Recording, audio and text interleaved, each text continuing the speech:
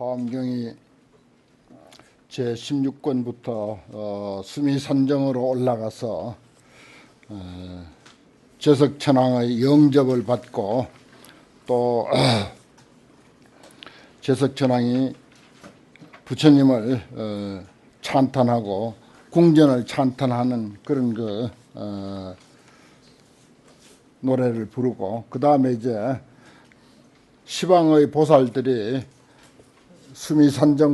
수미산정에서 개성으로 부처님과 부처님의 깨달음과 불법 전반에 관해서 찬탄하는 그런 수미정상 개찬품 공부하는 과정입니다. 지난 시간에 보살 대중들이 시방에서 모이고, 그 다음에 거기에 이제 보살들이, 대표 보살들이 이제 지혜해자라고 하는 그 돌림자를 가지고 10명의 해자가 들어가는 보살들이 모였고, 그 다음에 또 이제 세 개는 전부 이제 꽃화자가 들어가는 이름을 가진 세 개들이 있었습니다. 그게 이제 국명이고, 그 다음에 이제 부처님의 호도 전부 이제 같은 학렬이라고 할까, 달월자가 들어가는 그런 그 부처님의 이름들이 쭉 이제 소개가 됐죠. 그리고 이제 그것은 이 사바세계에서만이 그런 것이 아니라 시방 일체 세계에서도 공이 똑같은 현상으로 이와 같이 화엄법회가 수미산정에서 이루어지고 있다라고 하는 그런 내용을 이야기를 했습니다. 그리고 또 부처님이 앞으로 이 법회에서 10주 법문이 본론이 되는데, 그 본론의 내용을 상징하는 뜻에서 부처님이 양족지 두 발의 발가락에서 광명을 놓는 그런 모습을 여기서 이제 보였습니다. 그 광명은 백천억 묘색 광명을 놓아가지고서 시방일체 모든 세계 수미산 제석궁중에 부처님과 그리고 모든 대중들에게 두루두루 빠짐없이 다 잘 비쳤다라고 하는 그런 내용까지였습니다. 광명은 언제나 깨어있는 마음입니다. 깨어있는 마음이 광명으로 표현되고, 그 깨어있는 마음은 바로 불교적인 지혜, 깨달음의 지혜라면 뭐 더 말할 나위 없겠지만은 거기까지는 설사 아니라 하더라도 우리가 이론적으로라도 불교를 공부한 그런 불교적인 그런 지혜에 의한 그런 안목으로 세상을 보는 그것을 이제 광명이라고 불교의 경전에서는 항상 그렇게 이제 상징적으로 이야기를 하는 것이죠.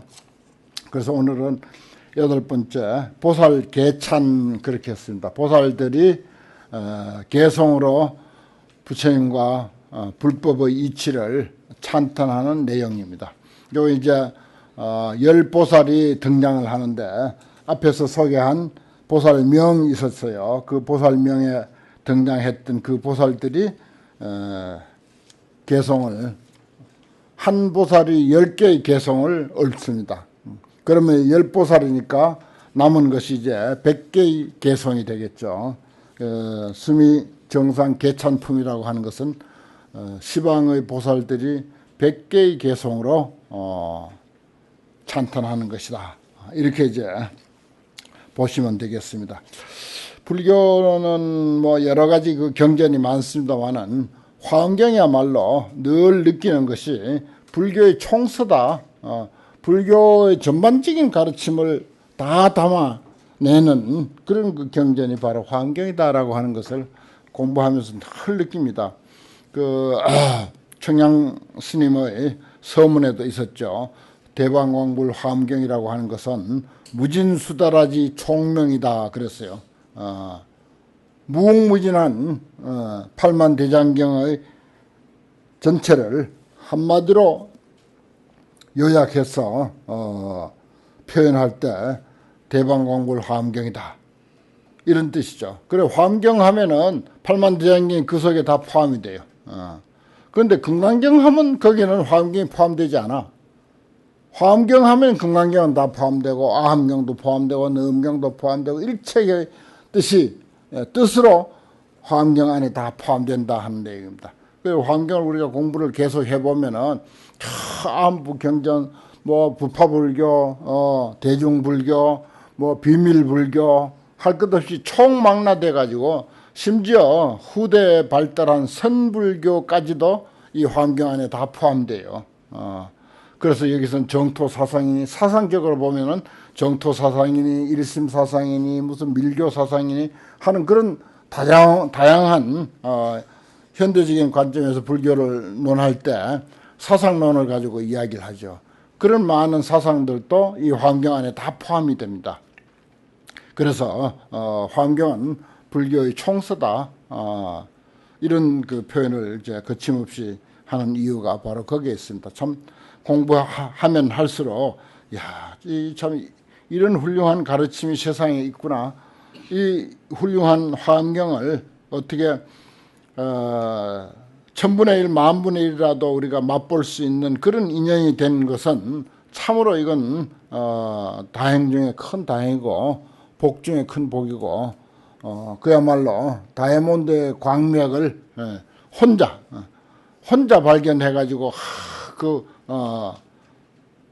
아주 애착을 하고 흐뭇해하고 기뻐하고 혹시 남이 알까 염려하는 한편으로 또 그러한 마음까지도 이제 갖게 하는 그런 정도의 어떤 뭐라고 할까 흥감한 마음. 우리가 흥감하다 그런 표현을 쓰는데 정확하게 무슨 뜻인지 저도 잘 모르겠어요. 아무튼 흥감한 마음을 금할 길이 없어요. 이 화엄경을 공부하다 보면. 동방의 법회보살이라 그랬습니다. 그 다음에 종종선사. 그 10개의 개송을 그 내용별로 소제목을 하나씩 달았는데 처음에는 이제 가지가지 좋은 일이다 이런 제목을 달았어요. 그때 법회보살이 부처님의 위실력을 받들어서 시방을 널리 관찰하고 개송을 설해 말씀하셨다.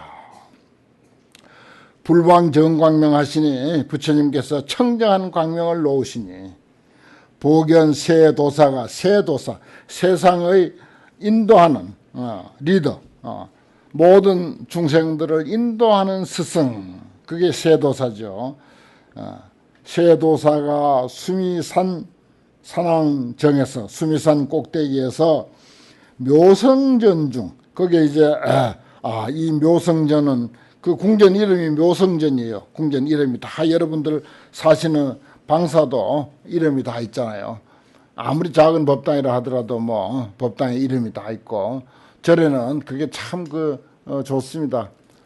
비록 뭐 화장실이라 하더라도 이름을 우리가 지어서 붙이고 조그만 정각이라 하더라도 거기에 어떤 불교적인 의미를 담는 그런 편액을 써서 붙인다고 하는 거. 뭐 밖에 걸기 조금 미안하면은 방 안이라도 편액을 하나 딱 이 방은 어떤 방이다 이런 식으로 하는 그런 예들이 우리 많잖아요. 참 그게 아주 불교만이 갖는 그런 아름다운 그런 관습이죠. 여기에 수미 정상에 있는 제석천왕의 궁전이야 두말할 것 없이 훌륭한 이름을 가졌습니다. 이름도 묘성전이야. 아름다울 묘, 수성할 성, 묘성전. 거기에 계시는 것을 본다. 그랬어요. 어떻습니까? 광명이 있으므로 부처님을 보게 된다. 부처님이 묘성전에 계시는 것을 보게 된다. 이건 또 다른 숨은 의미를 거기서 이야기를 하면은 지혜가 있어야 인생을 안다. 인생의 가치, 인생의 의미, 사람으로 태어난 그 보람 이런 것들을 말하자면은 한껏 지혜를 통해서 우리가 이해하게 된다. 그리고 인생을 사랑하게 되고 인생을 애착하게 되고 또 그리고 존중하게 되고 자기의 인생을 그렇게 하듯이 다른 사람의 삶도 그와 같이 이해하고 존중하고 배려하는 그런 그 마음으로까지 발전하는 것. 그건 지혜가 있어야 그렇다는 것입니다. 마치 부처님이 광명을 놓아서 빛을 통해서 부처님이 묘성전에 머물고 계시는 것을 보듯이 그런 의미를 이 속에 다 담고 있어요. 일체 석천왕이 제석천왕이 청불 이 궁전하여 부처님의 궁전에 청해서 들어가서 시리 10묘송으로 모두들 10가지 미묘한 아름다운 노래로서 칭찬 제열애로다 모든 열애를 칭찬하는도다. 요거는 보면은 저기 그 수미산에 올라갔을 때 맨 처음에 수미산정품에 391페이지에 그 밑에 보면은 그 개성으로 찬탄하는 노래가 있었죠. 맨 처음 개성이 뭐 석가열애는 큰 자비를 갖추셨으니 모든 길상 가운데 최길상이 최무상이다. 일찍이 그 부처님께서 이 궁전에 들어오셨으니 이러한 까닭에 이곳이야말로 최길상입니다. 이런 식으로 이제 노래를 했죠. 그 다음에 또 구나한모니 부처님은 견해 장애가 없으시니 모든 길상 가운데 최무상입니다. 그 부처님도 일찍이 이 궁전에 들어오셨을 때 시고로 이곳이야말로 가장 길상스러운 곳입니다. 이런 식으로 아주 그 뜻도 쉽고 아름다운 그런 노래를 불렀던 그 내용을 그대로 이제 재론하고 있죠. 저 모든 대회 가운데 소유 보살 중에 계시는 바 보살들이 개종 시방지하여 모두 시방으로부터 이르러 와서 화자 이 안좌로다.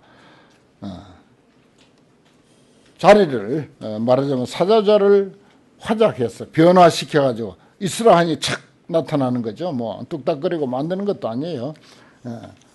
그렇게 해서 그 자리에 앉았도다. 피해제 보살이 그 모임 가운데 모든 보살들이 개동 아등명이며 다 같이 나와 같은 이름이며 그렇죠.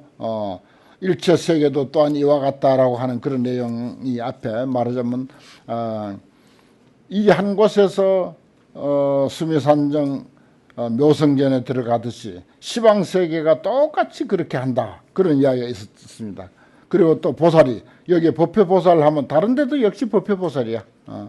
일체 보살이 이제 개성을 얻는다 그러면 또 그 세계도 역시 일체 보살이 개성을 얻고 이런 식입니다.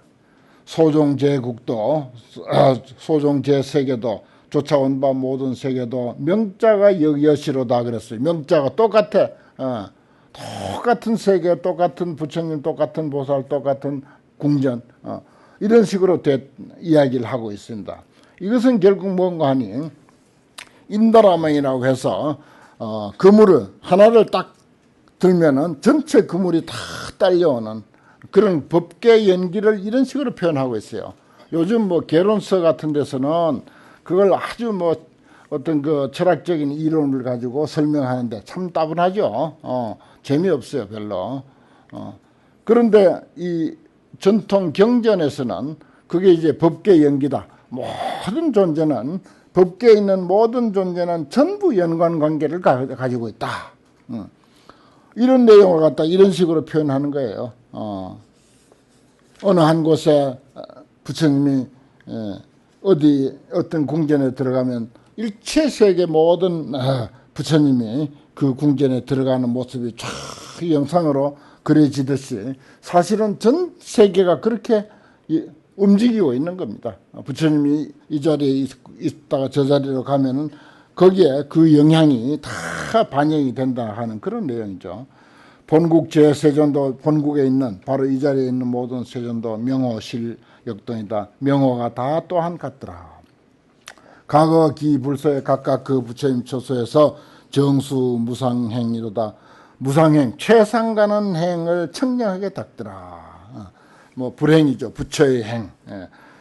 그야말로 이 화엄경에서는 수행이 간혹 이제 기회 있을 때마다 말씀드리지만은 특별히 뭐 주문을 외운다, 참선을 한다, 연부를 한다 그게 아니고 모든 사람 모든 생명을 부처님으로 받들어 모시는 것이 수행입니다.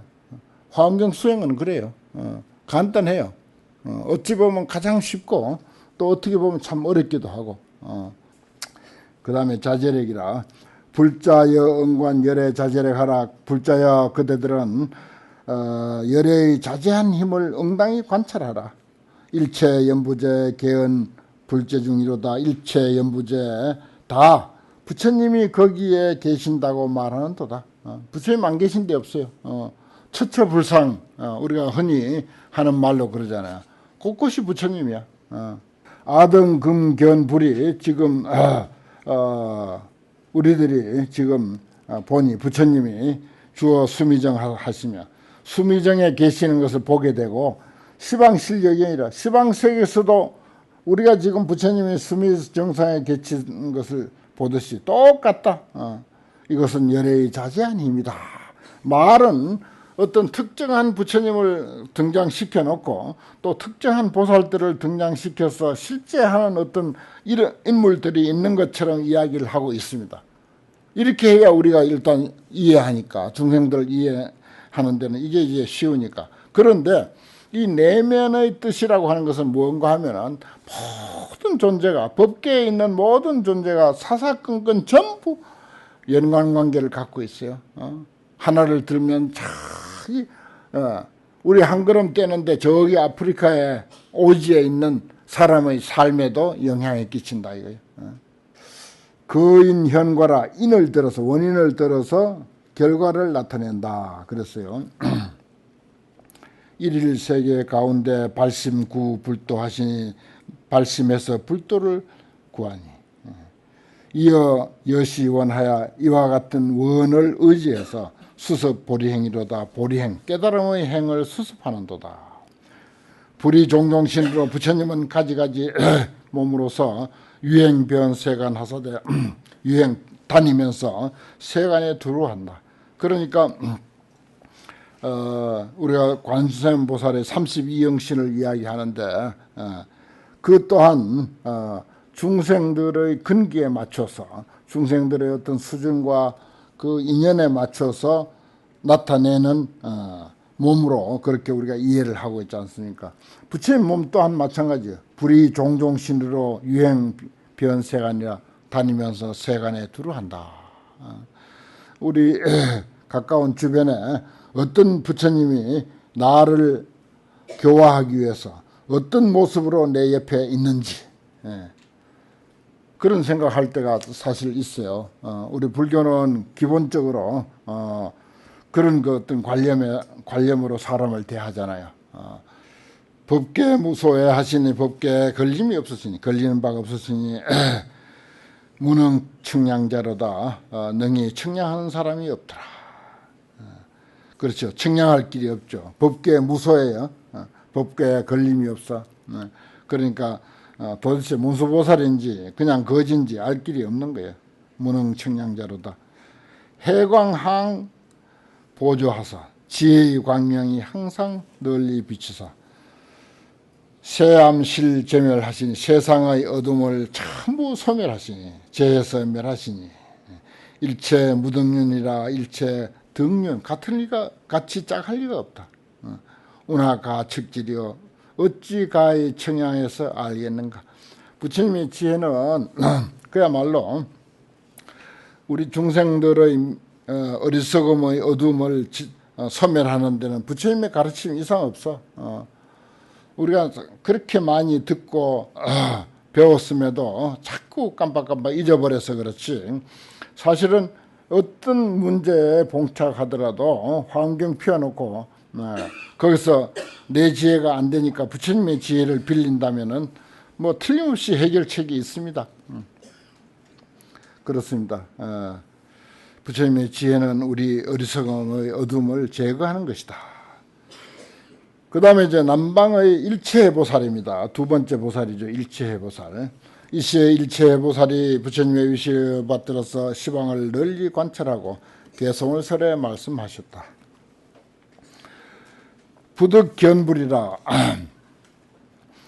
가사 백천급에 상견의 열애라도 항상 열애를 본다 하더라도 불이 진실이하여 진실한 뜻을 열애라고 하는 진실한 뜻을 의지하지 못해서 의지해서 이 말이야. 진실한 뜻을 의지해서 구세자를 보지 못할 진된 구세자 부처님이죠.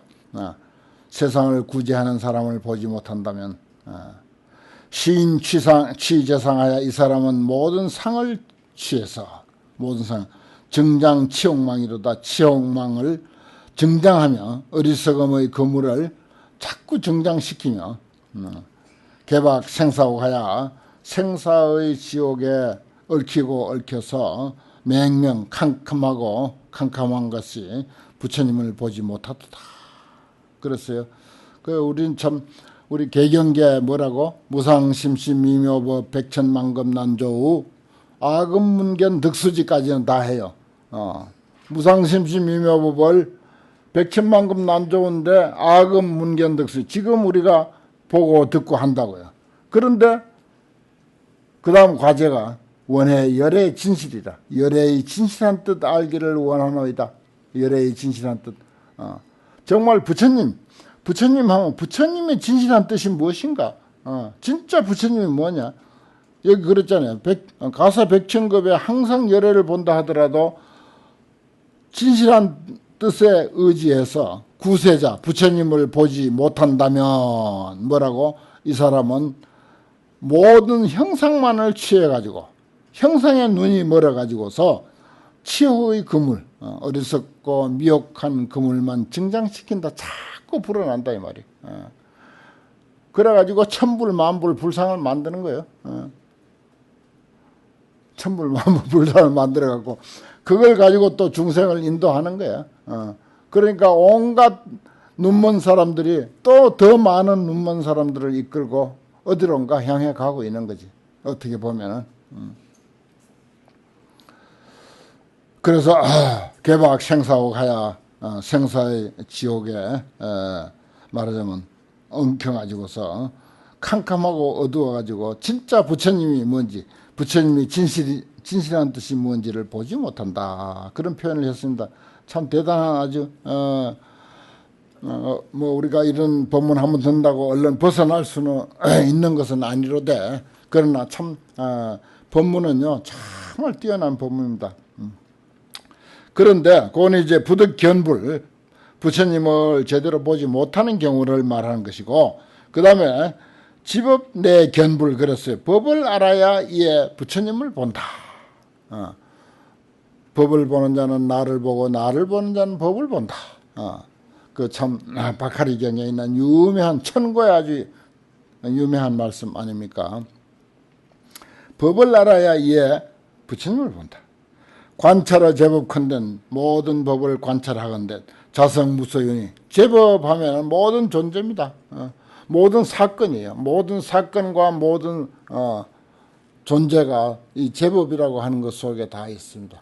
예를 들어서 뭐 여름이 지나가고 가을이 온다라고 하는 것도 제법 속에 들어있고 형상 없는 거죠. 시간성 그 다음에 공간성으로는 모든 형상들 지금 저렇게 이제 초목이 무성해가지고 시커멓게 잎이 푸르다 못해서 지금 시커멓게 보일 정도로 저렇게 변해졌는데 지난 봄에 불과 몇 달 전에는 어땠습니까? 아주 아름다운 그 아주 연록색으로 장엄을 했었죠. 그러다 이제 또 멀지 않은 시간에 또 푸르고 누른 단풍이 불어 또 변할 거란 말이에요. 그렇습니다. 자성무소예요. 푸르다 하는 게 그대로 푸르게 있는 게 아니에요. 녹색 아름다운 녹색 그대로 있는 게 아니에요. 무소유예요. 자성이 무소유라. 실체가 없어. 모든 법은 그래요. 자성무소예요. 여기 생멸상하야 그 생멸하는 모습과 같이 모든 것은 생멸하잖아요. 그 자연현상을 보고 우리가 내 육신을 깨닫고 내 마음의 변화를 깨달으면 비추어서 그렇게 보면 제일 공부가 좋아요. 제일 큰 선지식이야. 자연 변화가 제일 큰 선지식이에요 사실은. 그래서 연각 성문 영각할 때 영각은 뭡니까? 자연 변화의 현상을 보고 그대로 이치를 깨달은 사람들을 연각이라 하잖아. 단시 가명스러워도 다만 이 거짓 이름으로 말하는 것이다. 그 다음에 그 네 구절 한계송 요거는 이제 별표를 한 3개쯤 해야 돼요. 일체법 무생, 일체법 무멸, 양능 여시해 재불상현전. 모든 존재, 제법이죠. 모든 존재는 일체법은 생한 것이 없어. 그 다음에 일체법은 무멸이야. 뭐라고 반야심경에서 불생불멸. 제법공상 불생불멸 그랬어요. 그거하고 같이 딱 매칭을 시킵니다. 양능여시에 만약 능이 이와 같이 알면 일체 존재가 불생불멸이라고 하는 사실을 제대로 이해한다면 재불상현지라 모든 부처님이 항상 그 앞에 나타나 있음을 본다. 그렇습니다. 별 3개 아니라 뭐 10개를 쳐도 아깝지 않는 구절입니다. 이거 많이 인용해요. 반야심경의 불생불멸하고. 그럼 법화경에는 뭐라고 했냐? 똑같은 구절. 시법이 주법이하야 세간상 상주라 그랬어요.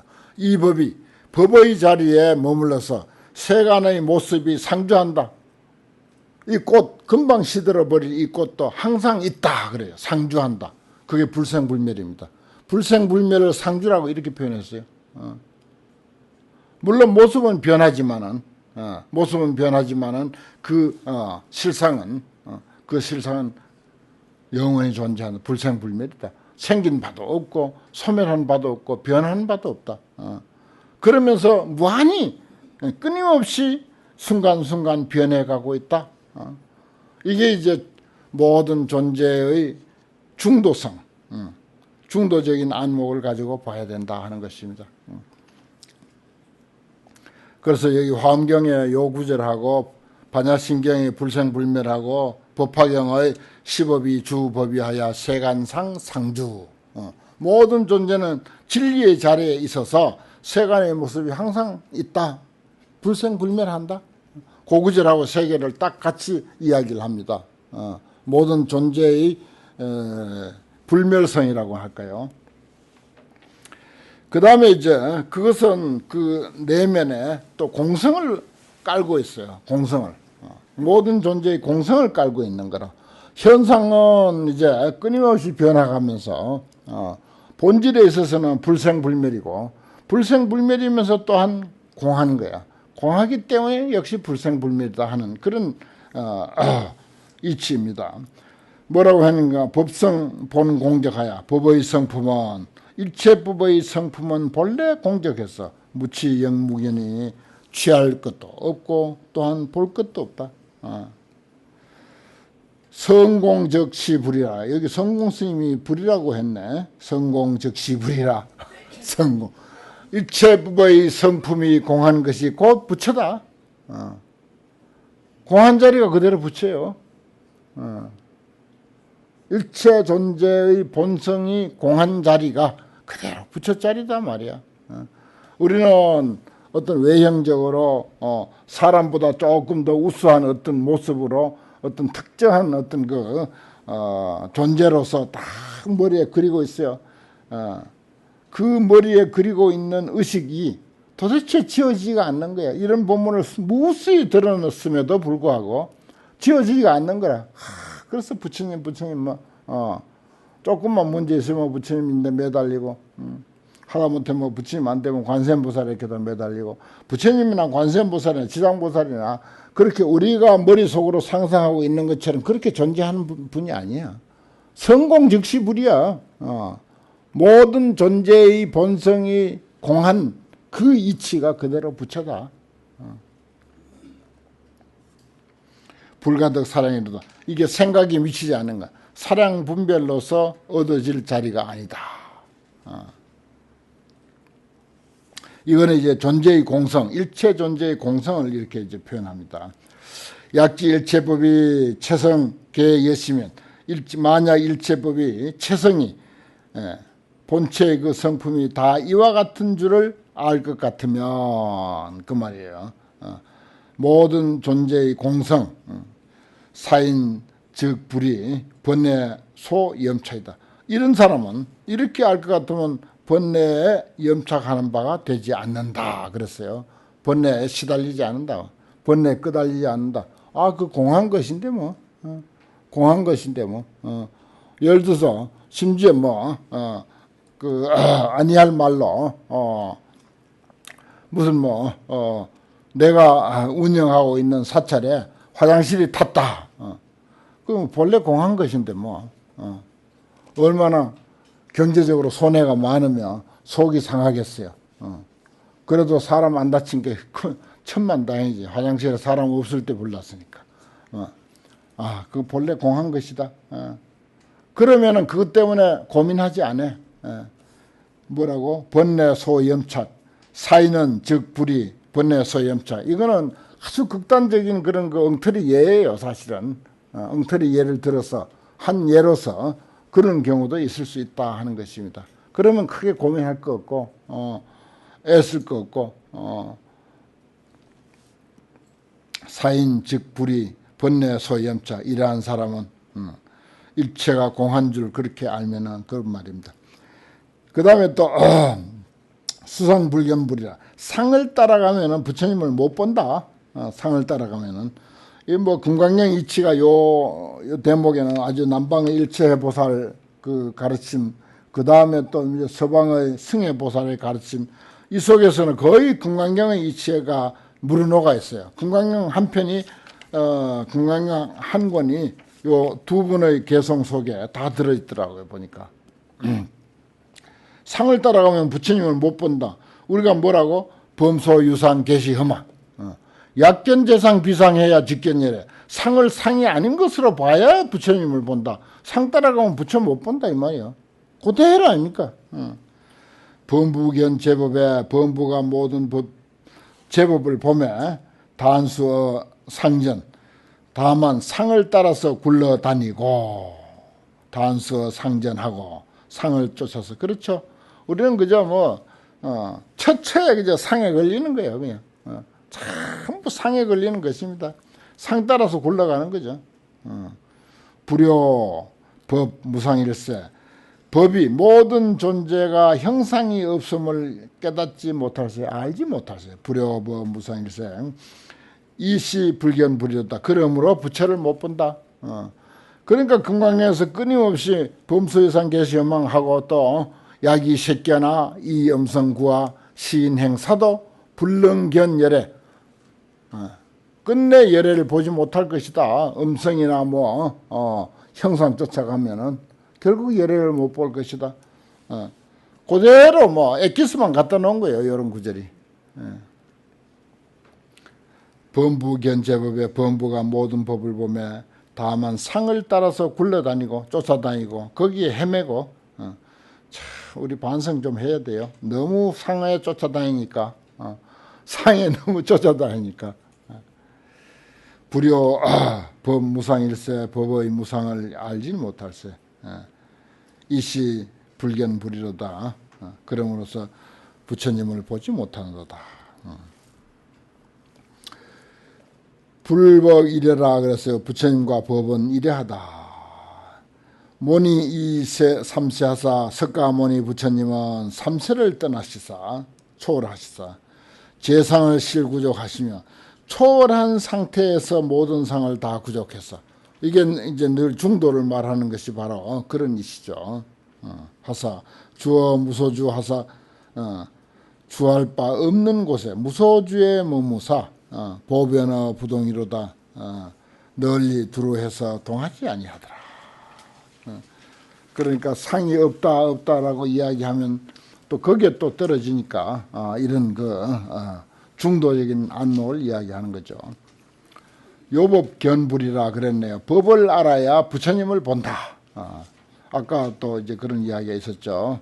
아관 일체법하고 내가 일체법을 관찰하고 계실득 명료하니 다다 명료함을 얻어. 모든 존재를 봐. 꽃을 보면 꽃을 보고 산을 보면 산을 보고 하늘을 보면 하늘을 보고 보는 대로 그 실상을 환하게 본다 이 말이에요. 환하게 안다. 그 환하게 명료하게 안다라고 하는 게 뭐예요? 공성까지 아는 거지. 공성까지 아는 거예요. 그래서 서양 사람들은요, 이런 불교를 공부해가지고 이걸 이제 번역을 하는데 어떻게 번역했느냐? 유명한 그 미국의 칼럼니스트로 아주 이름 있는 사람인데 불교책을 썼어요. 컵을 가지고 이 컵이 깨져 있다고 생각하고 사용한다. 그렇게 표현했어요. 이 컵은 내가 사용하지만 이거는 깨져 있는 컵이다라고 생각하고 사용한다. 우리는 색적 시공, 공적 시색, 실컷 외우고도 뭔 소리인지 모르잖아, 잘. 그런데 그것을 그렇게 해석하는 거야. 아예 그렇게 번역해. 이 컵이 깨져 있다고 생각하고 사용한다. 사용하면서도 이건 깨진 컵이다. 깨진 컵인데도 사용한다. 사용하면서도 이건 깨진 컵이다. 깨져 있는 컵이다. 이미 깨져 있는 컵이다. 나중에 언젠가 깨질 것이다. 이게 아니야. 이미 깨져 있는 컵이라고 생각하고 사용한다. 야, 색즉 시공 공적 시성을 이렇게 번역해요. 참 놀랄 일 아닙니까? 이렇게 우리 불교가 번역이 돼야 이게 세상 사람들하고 접근이 잘 되고 소통이 잘 되는데 우리 식으로 통하는 말만 가지고 자꾸 엎조리 사니까 이게 큰 문제라.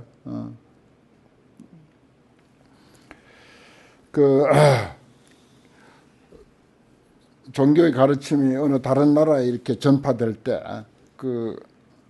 교리를 번역하는 것, 이것이 참 큰 영향을 끼쳐요. 저 이웃 종교에서는 그 사람들이 말하는 신을 하나님이라고 번역을 해가지고 얼마나 큰 소득을 봅니까? 그 번역 하나 잘 해가지고 순전히 그 번역 하나 잘 해가지고 얼마나 큰 소득을 보는지 몰라. 신은 신이지. 신이라고 그냥 해도 되잖아요. 우리인데 다 통하는 거야. 그런데 하나님이라고 번역해버렸어. 그거 한번 생각해봐요. 아주 근사한 번역이요. 그래서 그것 때문에요. 그 번역 하나 때문에 그 종교가 그렇게 활개를 치는 거예요. 관세음보살을 어머니라고 번역을 해도 좋아요. 예를 들어서. 또 그렇게 번역한 스님들도 들어있어. 어머니. 물론 설명이 약간 필요하지만은 그게 훨씬 더 낫죠. 더 잘 다가오잖아요. 잘 다가온다고요. 예를 들어서 이제 그런 게 있습니다. 그 다음에 근견의 열애, 지금 열애를 보매, 또 열애의 가르침을 보매, 결정 무유이로다. 결정코 의심이 없더라. 그랬어요. 그래서 부처님의 가르침, 열애를 본다고 하는 말은 열애의 가르침을 우리가 공부함에 있어서 이런 뜻입니다. 그래서 전혀 이치를 알고 보니까 의심이 없더라. 일체법을 관하는데 명료하게 본다. 다 그 실상까지 꿰뚫어 본다. 컵이 깨져 있는 것으로 알고 사용한다. 이 뜻이에요.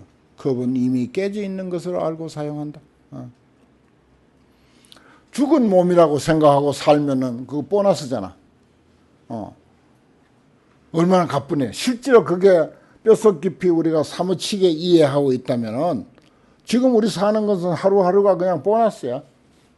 아주 가뿐해. 기분 좋아. 감기 좀 걸리고 뭐 어디 좀 아프고 해도 그거 아무것도 아닌 거야. 그대로가 보너스니까. 덤이라고. 이미 나는 송장이다라고 생각을 하고 살면은 야, 그거 근사하잖아요. 한번 그런 명상을 좀 해볼 필요가 있습니다. 그러면 아주 횡재를 할 거예요. 그 명상 덕에 횡재하는 거, 그 순간에 횡재하는 거. 야, 나는 죽은 몸인데 이렇게 산다. 이거 환경 한 구절 이거 보고 말이야. 이거 호흡 한번 하고 눈을 떠가지고 산천초목을 바라보고 귀로서 온갖 소리 다 듣고 텔레비전도 보고 듣고 하는데 이거 전부 덤이다. 횡재 아닙니까 그게. 그대로 횡재예요.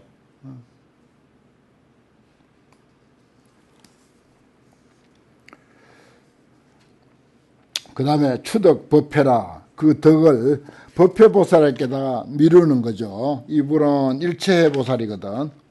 여기 이제 가끔 이런 식 이제 글이 있습니다. 법회선 이설 열의 진실성이라. 법회보살이 이미 열애의 진실성을 설했을세. 열애의 진실성을 이야기했을세. 아종피 요지 보리 난사이로다. 나는 그분으로부터 아종피 법회보살로부터 보리의 난사이 깨달음에 대한 불가사의한 이치, 깨달음의 불가사의한 이치를 알게 되었다. 그 말입니다. 그 다음에 이제 서방의 승혜보살입니다. 수승할 승자 지혜자 수승한 해. 이 시에 승혜보살이 부처님의 유실력을 받들어서 시방을 널리 관찰하고 개성을 설해 말씀하시되 열애의 지혜라. 열애 대지혜가 희우 무등륜하신 희우해서 어느 것하고도 누구의 어떤 지혜하고도 짝할 리가 없다. 열애 지혜하고 짝할 리가 없다. 일체 제 세간이 사유 막는 것이로다. 모든 세상 사람들이 다 사유하고 궁리한다 하더라도 열애의 지혜에 미칠 수가 없다. 그래서 뭐 세 사람이 모이면은 문수의 지혜가 생긴다. 그런 표현을 우리가 하지만은 세상 사람이 사실은 다 동원이 되더라도 70억 인구가 다 짜내더라도 문수보살 한 사람의 지혜를 당할 길이 없어요, 사실은. 그러나 이제 우리가 다른 사람의 의견을 참고하는 그런 것 교훈으로서 아주 멋진 말이잖아요. 세 사람이 모이면 문수의 지혜가 생긴다고 했으니까 아니 어린 사람에게도 물어보고 공양주에게도 물어보고 부모에게도 물어보고 행자에게도 물어보고 불치하문이라고 밑에 사람에게 묻는 것을 부끄러워하지 않는 그런 자세가 있으면 그런 사람에게는 지혜가 그냥 막 쏟아지는 거예요, 사실은. 문제 해결이 그냥 팍팍 되는 거죠. 범부의 미혹이라. 범부망 관찰하야 범부가 망령되게 관찰해서 취상 불열이 하나니 그나오나 상만 취하는 거야. 상만 취해. 상을 취해서 이치와 같지 못해. 눈에 보이는 상에 그냥 쏘가 넘어가가지고 거기에 허우적대니까 이치와 같을 수가 있나. 그 이치는 그게 아닌데 상은 금방 변하는 것인데 아니 이미 변해 있는 것인데 컵은 이미 깨져 있는 것인데 이미 깨져 있는 것인데 그걸 말이야 애지중지하고 그래가지고 가슴에 어떤 문제가 생겼을 때 가슴에 엉어리지고 이치가 본래 깨져 있는 컵을 우리가 사용하는 거예요. 송장을 가지고 살아가는 거예요. 지금 이미 송장을 가지고 이렇게 살아간다. 오늘 공부 여기까지 하겠습니다.